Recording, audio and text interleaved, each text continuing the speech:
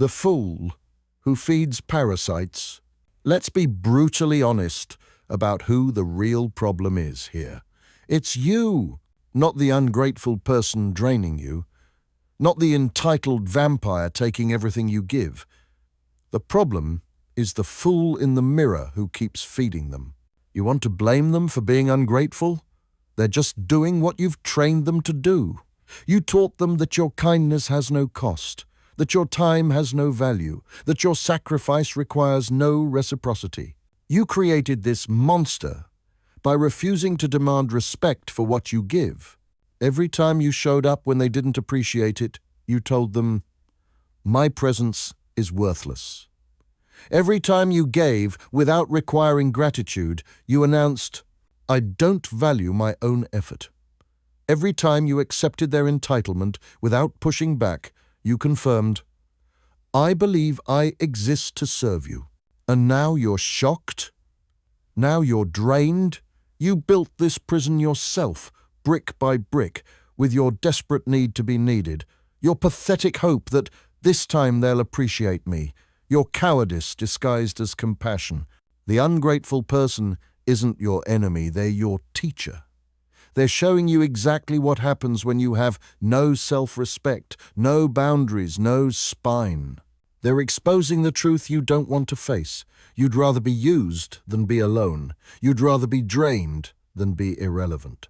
You'd rather martyr yourself than confront the terrifying possibility that your giving isn't noble, it's just fear.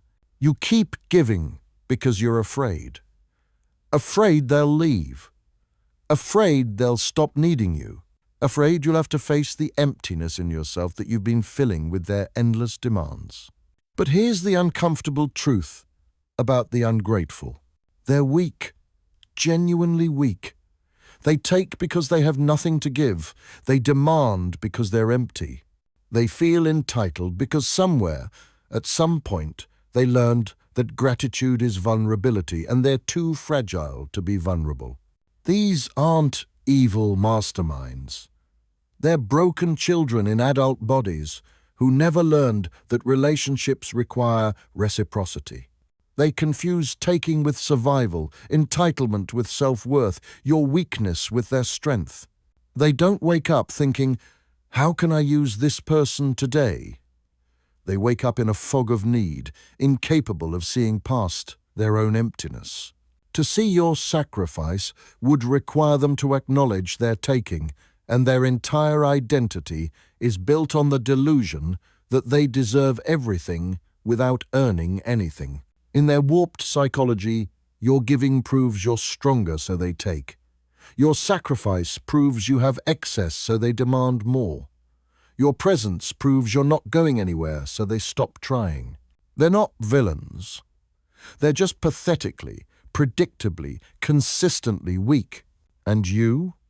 You're the fool who mistakes their weakness for your purpose. You think you're being strong by enduring their ingratitude. You're not. Strength is boundaries. Strength is walking away.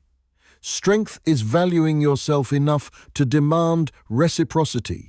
The truly disciplined person doesn't pour water into broken cups hoping this time it will hold. They fix the cup or get a new one. Stop calling your weakness compassion. Stop calling your fear patience. Stop calling your lack of self-respect loyalty. The ungrateful will never change because they don't have to. You keep giving them exactly what they want with no consequences. And every day you tolerate it, you prove Marcus Aurelius right.